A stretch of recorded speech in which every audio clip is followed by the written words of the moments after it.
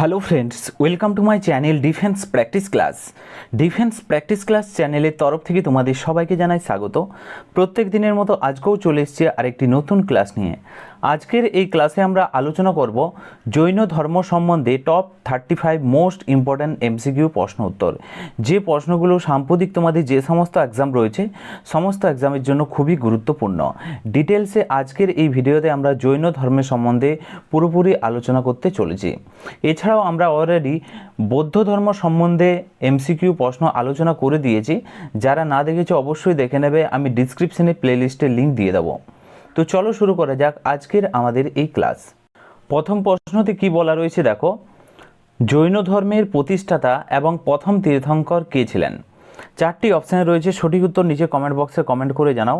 প্রত্যেকটি প্রশ্নের জন্য রয়েছে 5 সেকেন্ড সময়। এ প্রশ্নের সঠিক উত্তরটি হয়ে যাবে ঋষভদেব।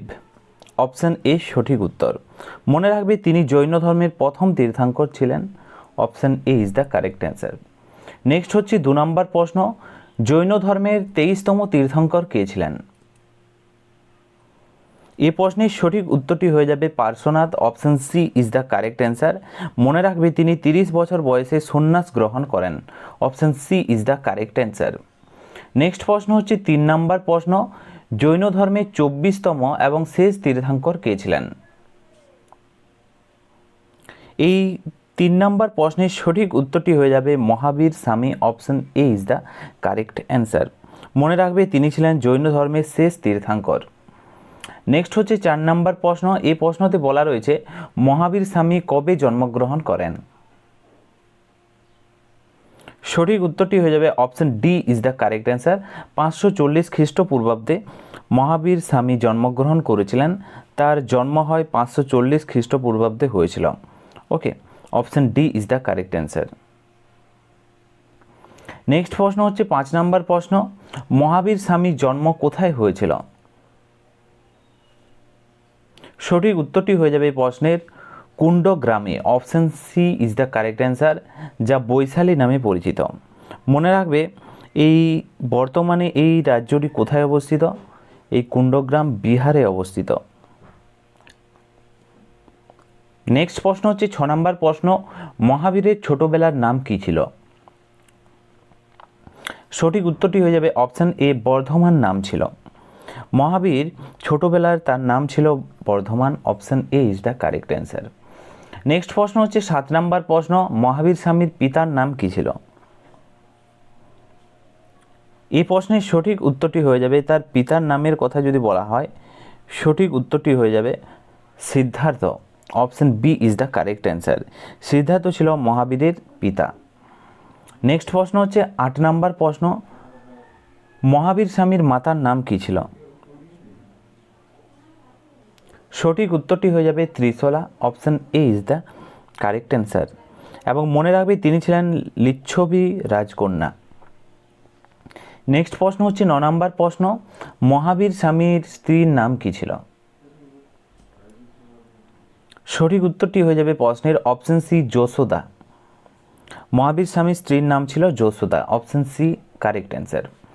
নেক্সট হচ্ছে 10 নম্বর প্রশ্ন, মহাবীর স্বামীর কন্যার নাম কি ছিল? সঠিক উত্তরটি হয়ে যাবে Anuja Priyadarshini. Option B is the correct answer. মনে রাখবে তার স্বামী ছিলেন জামালি। তার স্বামী কে ছিলেন? জামালি ছিলেন। Option B is the correct answer. Next হচ্ছে 11 নম্বর প্রশ্ন, মহাবীর স্বামী কোন গাছের নিচে সম্পূর্ণ জ্ঞান লাভ করেন?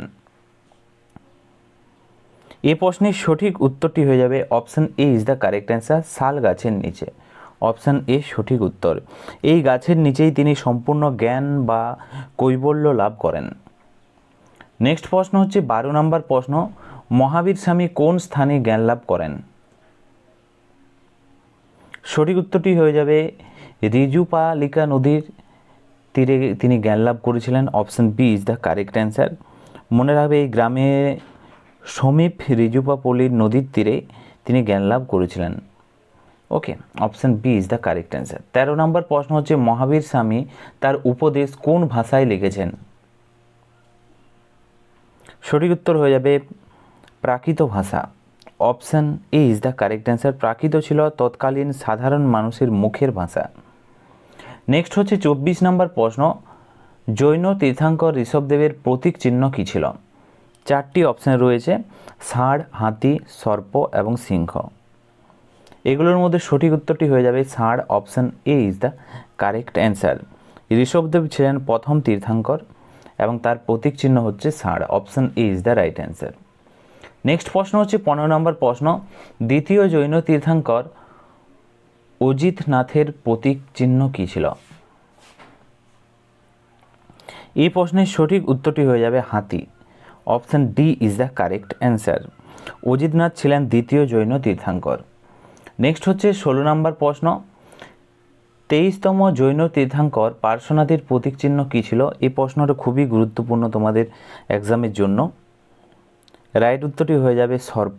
Option B is the correct answer. Parshvanath ছিলেন 23তম জৈন তীর্থঙ্কর। নেক্সট হচ্ছে 17 নম্বর প্রশ্ন, 24তম এবং শেষ জৈন তীর্থঙ্কর মহাবীর স্বামীর প্রতীক চিহ্ন কী ছিল? সঠিক উত্তরটি হয়ে যাবে সিংহ। Option C is the correct answer. Mahavir ছিলেন 24তম তীর্থঙ্কর। Option C is the correct answer. Next হচ্ছে 18 নম্বর প্রশ্ন, স্থূলভদ্রের শিষ্যদের কি বলা হতো?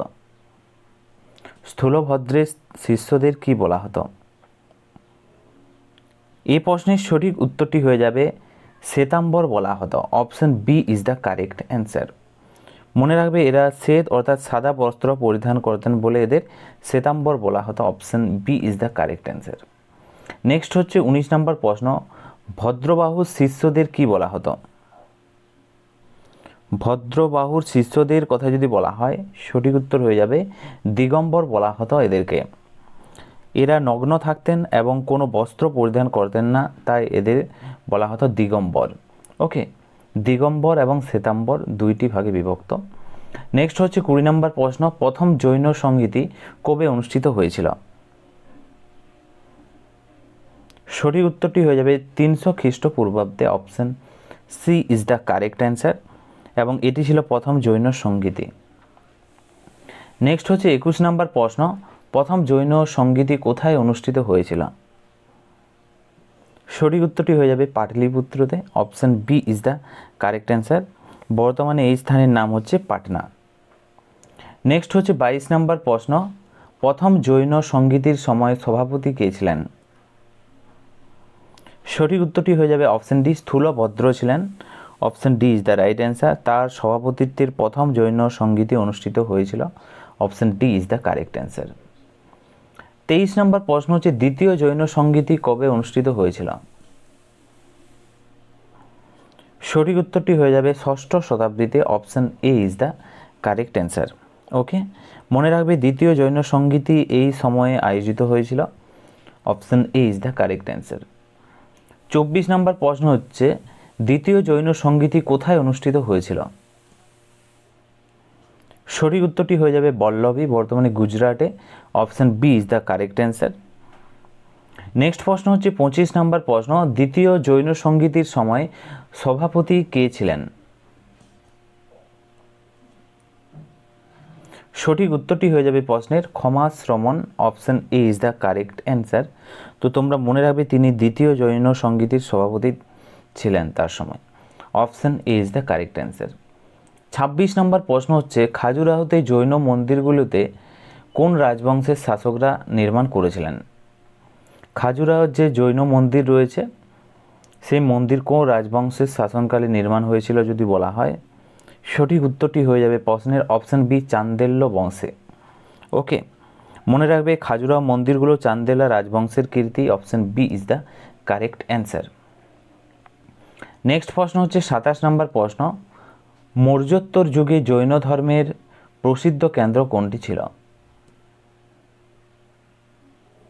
সঠিক উত্তরটি হয়ে যাবে Mathura. Option A is the correct answer. Okay, মনে রাখবে মৌর্যোত্তর যুগে এটি জৈন ধর্মের প্রধান কেন্দ্র ছিল।